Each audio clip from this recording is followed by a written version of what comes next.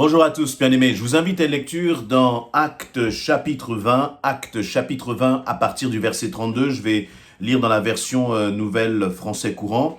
Il nous est dit ceci: maintenant je vous remets à Dieu et à la parole de sa grâce.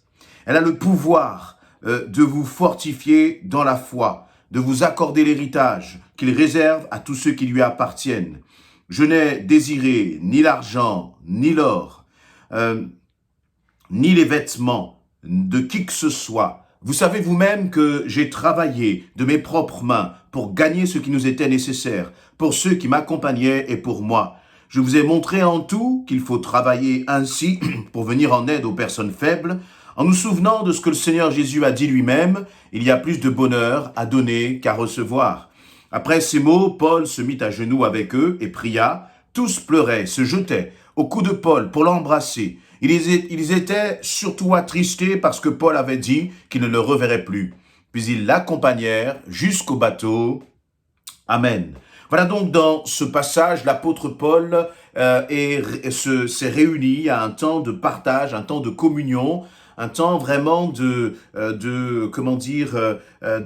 d'intimité avec les anciens, les conducteurs de l'église d'Éphèse. Ce temps est vraiment particulier parce qu'il va quitter ses frères qui lui sont chers pour repartir vers Jérusalem. Et il va leur dire, c'est la dernière fois très certainement qu'il les verra. Et donc c'était un moment qui était fort, intense en émotion. Et les dernières paroles de Paul, justement, les dernières paroles que Paul va considérer comme étant ses dernières paroles aux bien-aimés d'Éphèse sont des paroles qui sont importantes.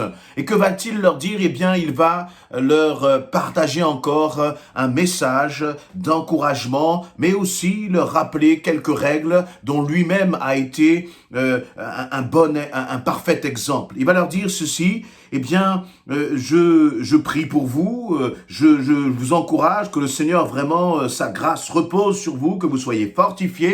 Et puis il va partager comment lui a vécu lorsqu'il était à Éphèse. Il va dire que lui a vécu à Éphèse et qu'il a travaillé, en plus de son ministère, en plus d'accomplir son ministère, en plus de bénir l'Église, en plus de prêcher, de les accompagner, de les exhorter, et d'aider cette église justement à aller de l'avant. Il va dire qu'il n'a jamais désiré de l'argent de qui que ce soit, mais qu'au contraire, il a travaillé. Et ce qui est intéressant, c'est qu'il dit: j'ai travaillé de mes propres mains pour gagner ce qui était nécessaire. Donc il a été jusque ce qui était nécessaire, et il a aussi gagné de l'argent. Paul a gagné de l'argent, non pas pour que lui ait plus, non pas pour que lui ait plus de confort, mais pour accompagner ceux qui étaient avec lui et pour bénir aussi ceux qui en étaient dans le besoin, Donc, premièrement, je voudrais m'arrêter sur cette première recommandation de Paul. Paul nous dit, faites attention. Vous pouvez avoir beaucoup d'activités dans ce monde. Vous pouvez avoir toujours plus et réclamer toujours plus de travail, toujours plus de succès, toujours d'aller plus loin dans votre carrière. Mais quelles sont les motivations de nos cœurs lorsque nous désirons cela? Quelles sont les motivations de nos cœurs lorsque nous désirons plus, aller plus loin, avoir plus de promotion sociale? Il y a peut-être beaucoup de motivations qui sont aux yeux des hommes, qui sont peut-être même à nos propres yeux légitimes. Mais la réalité, c'est que si tu te concentres, si tu investis beaucoup de temps pour faire avancer ta carrière, ce sera toujours au détriment de ta vie spirituelle. Ce sera toujours au détriment de ton investissement auprès des frères et des sœurs. Parce que la réalité, c'est que nos journées à tous ne font que 24 heures. Notre journée à tous est limitée, notre temps est limité. Et que nous devons décider où est-ce que nous mettons nos priorités. En tout cas, l'apôtre Paul, il avait décidé où est-ce qu'il mettrait ses priorités. Et non seulement il a décidé ce qu'il ferait de son temps, mais il a exhorté l'Église, il a encouragé l'Église à faire de même. Et c'est pour cela qu'il va dire au verset 33, « Je n'ai désiré ni l'argent, ni l'or, ni les vêtements de qui que ce soit. Vous savez vous-même que j'ai travaillé de mes propres mains pour gagner ce qui nous était nécessaire. » Et je crois qu'il y a un moment, lorsque nous désirons toujours plus, nous ne sommes plus dans ce qui est nécessaire.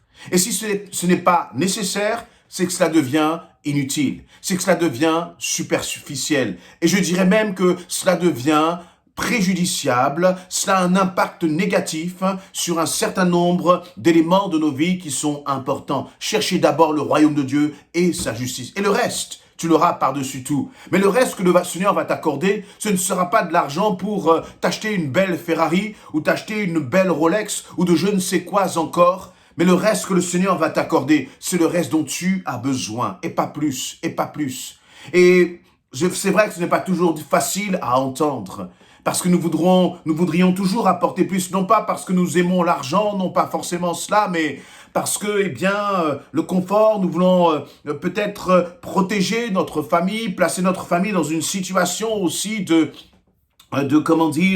où tout le monde va être bien financièrement. Mais le Seigneur dit, faisons attention à cela. Et Paul, c'est ce qu'il va communiquer. Et je répète que ce sont les dernières paroles que Paul considérait partagé avec l'église d'Éphèse. Et donc, pour Paul, c'était un enseignement qui était important. C'est un enseignement qui était primordial. Ce qui est intéressant aussi, je l'ai rappelé dans le contexte, c'est que Paul va parler aux conducteurs de l'église d'Éphèse. Donc, à des hommes qui étaient engagés dans cette église d'Éphèse. À des hommes qui étaient appelés à servir cette église. Mais je crois aussi que chacun d'entre nous, nous sommes appelés à servir dans notre église. Où est la place du service par rapport à tes propres préoccupations? Où est la place de ton investissement dans le peuple de Dieu, au milieu du peuple de Dieu, par rapport à tes propres désirs, par rapport à tes propres ambitions? S'il y avait une balance, ou s'il y avait, une sorte de compteur entre 1 et 10, où est-ce que tu places les préoccupations pour le royaume de Dieu dans ton cœur par rapport à tes propres préoccupations? Où est-ce que tu passes ton temps? Où est-ce que tu passes justement ton énergie? Où est-ce que tu places ton argent? Est-ce que c'est dans ce qui justement, toi, va te permettre de fructifier un peu plus? Ou est-ce que tu vas semer pour que le royaume de Dieu puisse avancer? Et le désir de Paul, c'était justement pour cela. Et donc, Paul va dire, vous savez vous-même que j'ai travaillé de mes propres mains pour gagner ce qui est nécessaire, pour ceux qui m'accompagnaient et pour moi. Le désir de Paul, c'était de bénir ceux qui étaient autour de lui. Deuxièmement, nous voyons que au verset 35, il va dire, je vous ai montré en tout qu'il faut travailler ainsi pour venir en aide aux faibles. Il dit, je vous ai montré. Paul s'est comporté d'une certaine façon vis-à-vis de sa façon de gérer l'argent, vis-à-vis de sa façon d'utiliser son argent. Et non seulement il dit cela, mais il dit, je vous ai montré en tout comment il faut travailler pour venir en aide aux personnes faibles. Venir en aide aux autres doit être une priorité pour l'Église. Venir en aide aux autres, à ceux qui sont dans le besoin, doit être une priorité pour toi, doit être une priorité pour moi. Et je crois que nous, ensemble, nous devons pleinement le réaliser.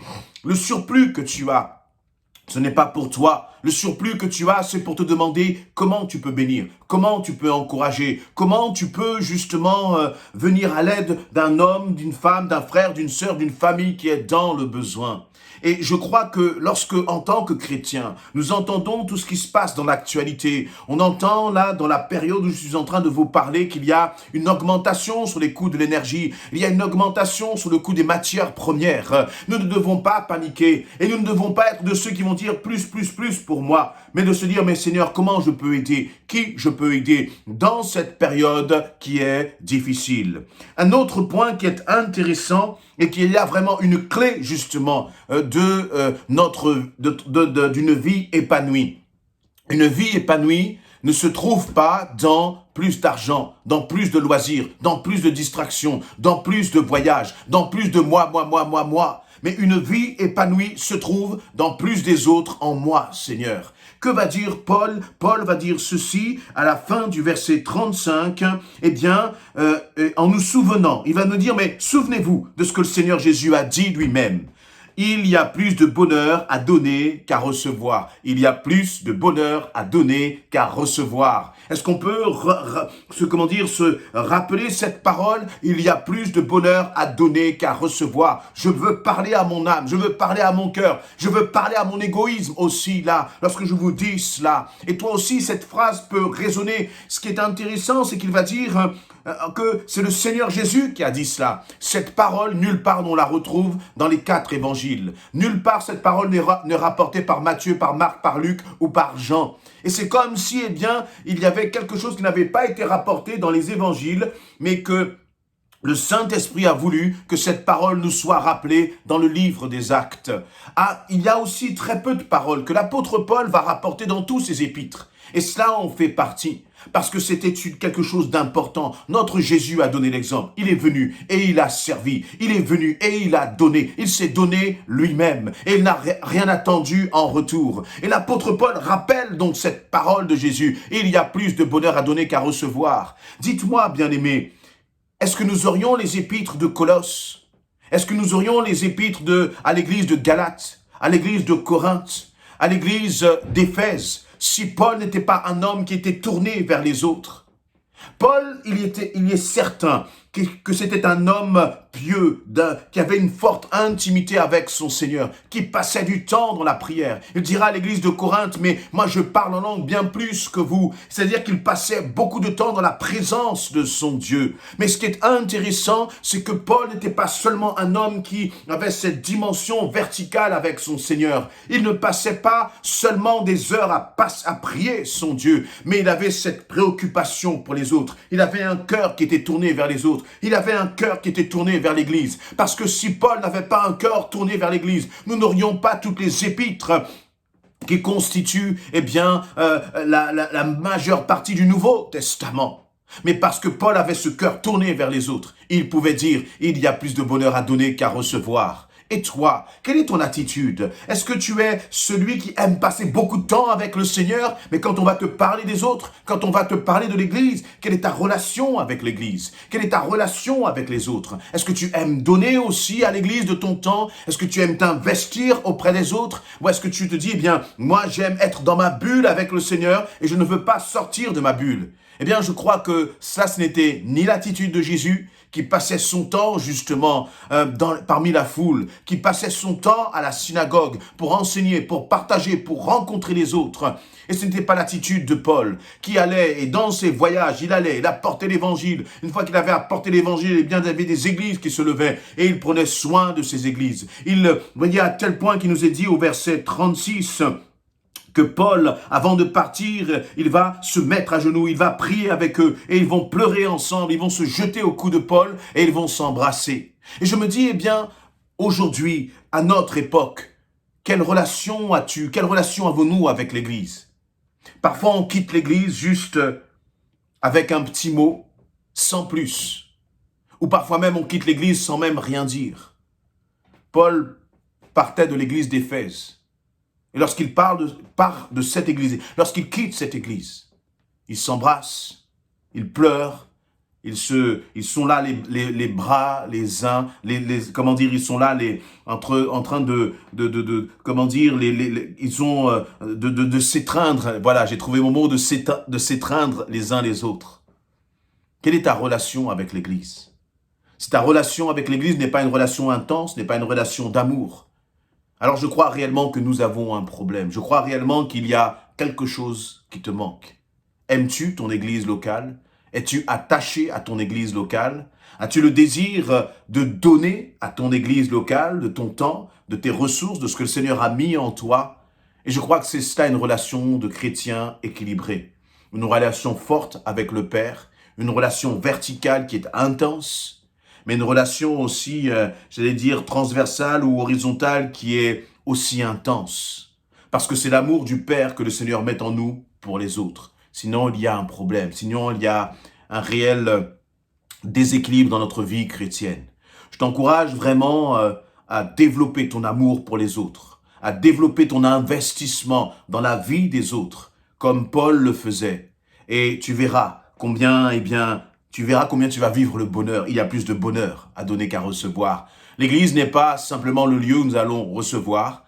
Ça l'est. Parce que lorsque tu as un besoin, qu'il soit même financier, parce que tu traverses un moment difficile, quand tu as un besoin d'être encouragé, quand tu es découragé, alors c'est dans l'Église que tu peux trouver du réconfort. Mais cette église où tu trouves de réconfort, c'est aussi cette même église où le Seigneur te demande, toi aussi de donner, toi aussi d'apporter, toi aussi de venir et d'encourager. Ton frère et ta sœur a besoin de toi. L'Église a besoin de toi. Est-ce que tu le réalises? Et ce que toi, tu peux apporter à l'Église, personne d'autre ne pourra le faire à ta place. Alors soyons vraiment des hommes et des femmes qui aimons donner, qui aimons partager, qui aimons apporter aux autres ce que le Seigneur a fait pour nous. Amen.